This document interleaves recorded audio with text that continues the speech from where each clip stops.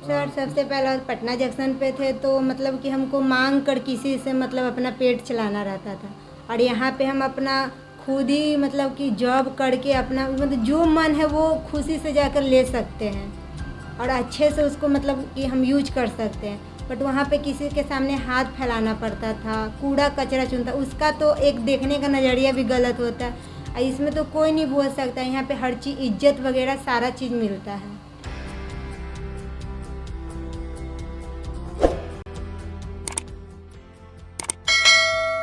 जब आप कुछ हासिल करना चाहते हैं, कुछ अचीव करना चाहते हैं, तो उस रास्ते में कई परेशानियां आती हैं, लेकिन इसका मतलब ये नहीं कि आप उस परेशानियों से हार कर बैठ जाएं।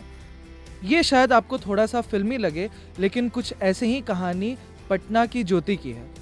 ज्योति जो 1 साल की उम्र में पटना जंक्शन पर एक दातुन बेचने वाली को मिली थी और उसके बाद अरसों तक वो वहाँ पर भीख मांगने का काम करती थी और कूड़ा चुनती थी। आज वो पटना में एक कैफ़े चलाने का काम कर रही हैं। क्या रही उनकी जर्नी और क्या रहा उनका संघर्ष, हम लोग इस पूरे वीडियो में जानेंगे।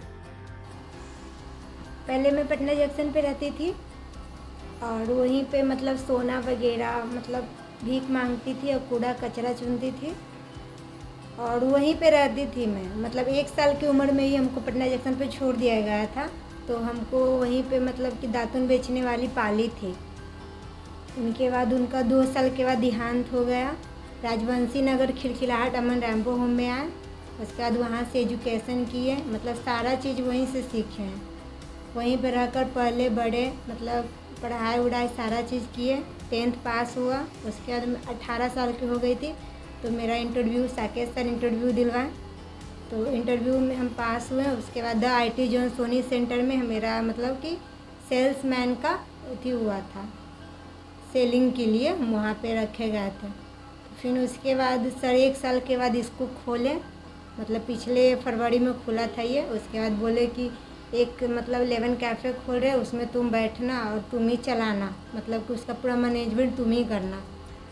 विशाखा जी, यहाँ पे जो राजवंशी नगर में रेनबो होम चलता है, उसमें कौन कौन से ऐसे स्किल डेवलपमेंट या कौन कौन से ऐसे प्रोग्राम हैं जो बच्चियों के साथ किए जाते हैं यहाँ पे? रेनबो होम में बच्चों का एजुकेशन के साथ साथ, जैसे ये बच्चे सड़क से आते हैं और इनका बैकग्राउंड जो है कभी एजुकेशन का रहा नहीं है, तो एजुकेशन तो रहता ही है फर्स्ट। उसके साथ साथ इनका जो है एक्स्ट्रा करिकुलर एक्टिविटी पे ज़्यादा बढ़ावा दिया जाता है कि बच्चे का जो टैलेंट है, उनको अगर पेंटिंग में अच्छा लगता है तो पेंटिंग में, यहाँ कराटे भी सिखाए जाते हैं, डांस का भी क्लास होता है बच्चों का, म्यूज़िक डांस ये सब सीखते हैं। तो आर्ट एंड क्राफ्ट के साथ साथ स्पोर्ट्स और एजुकेशन ये सब साथ में चलता है, तो जिसमें भी इंटरेस्ट हो बच्चों का हम लोग उसमें लेकर आगे बढ़ते हैं। तो वहाँ का एक ये अलग है कि मतलब TLM के द्वारा बच्चा लोग को पढ़ाया जाता है। TLM से ज़्यादा मतलब कि सब मोटिवेट भी होते हैं और सीखते भी ज़्यादा हैं। TLM मतलब कि जैसे कि एक्टिविटी, जैसे मिर्चाई से A लिखना, लहसुन से मतलब B लिखना, वैसे एक्टिविटी करके सिखाया जाता था। तो उससे हम लोग ज़्यादा मतलब कि खेल खेल में पढ़ाई भी करना सीख गए। तो एक ब्रिज कोर्स है करिकुलम, तो ब्रिज कोर्स के जरिए हम लोग बच्चों का एजुकेशन को आगे बढ़ाते हैं, जिसमें खेल खेल के माध्यम से बच्चे काफ़ी कुछ सीखते हैं और फिर उम्र के अकॉर्डिंग उनका पढ़ाई आगे बढ़ता है। फिर वहीं पे हमको ब्रिज कोर्स का क्लास हुआ, वो 6 महीना का रहता है। 6 महीना में मतलब आपको बेसिक सिखा देता है पूरा। बेसिक के द्वारा हम 6th क्लास में मेरा एडमिशन हुआ और उसके बाद हम 7, 8 पढ़े और उसके बाद 10th का एग्ज़ाम दिए BBOS से और उसके बाद 12th में एडमिशन लिए हुए हैं। एक्चुअली हम अपना अकेले रूम लिए हुए हैं, सेल्फ डिपेंड रहते हैं और अपना पूरा खर्च हम खुद ही उठाते हैं। मम्मा लोग हमको सपोर्ट करती हैं, रैम्बो होम है ना, वही सपोर्ट करते हैं मेरा हमको। ये बच्चे जिस परिवेश से आते हैं तो इनका एजुकेशन तो नहीं रहता, इनका हाइजीन का भी बहुत प्रॉब्लम होता है। तो हम लोग जो ब्रिज कोर्स कहे कि जो एजुकेशन का करते हैं, तो साथ साथ इनका हाइजीन और इनका बिहेवियर का भी ब्रिज कोर्स चलता है।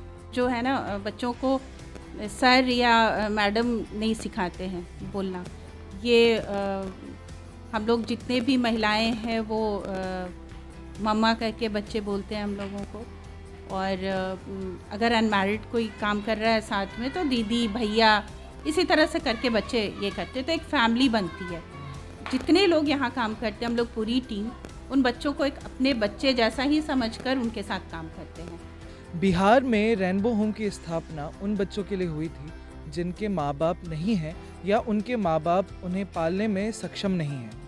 इन बच्चों को इन आश्रय गृह में रखा जाता है जहाँ पर इनका ओवरऑल डेवलपमेंट हो सके। यहाँ पर ना सिर्फ पढ़ाई पर जोर दिया जाता है बल्कि एक्स्ट्रा करिकुलर एक्टिविटीज़ के ज़रिए उनका ओवरऑल डेवलपमेंट कराया जाता है। रेनबो होम संचालिका विशाखा हमें बताती हैं कि किस तरीके से खेल में वो पढ़ाने का काम करती हैं और साथ में जो सांस्कृतिक कार्य है, जो सांस्कृतिक पक्ष होता है बच्चों का, उसको वहाँ पर सुधारा जाता है और बढ़ावा दिया जाता है। आपको ये वीडियो कैसा लगा आप हमें कमेंट करके ज़रूर बताएं। और आपने देखा होगा कि ज्योति का और बाकी बच्चे जो रेनबो होम में रह रहे हैं उनका क्या संघर्ष है।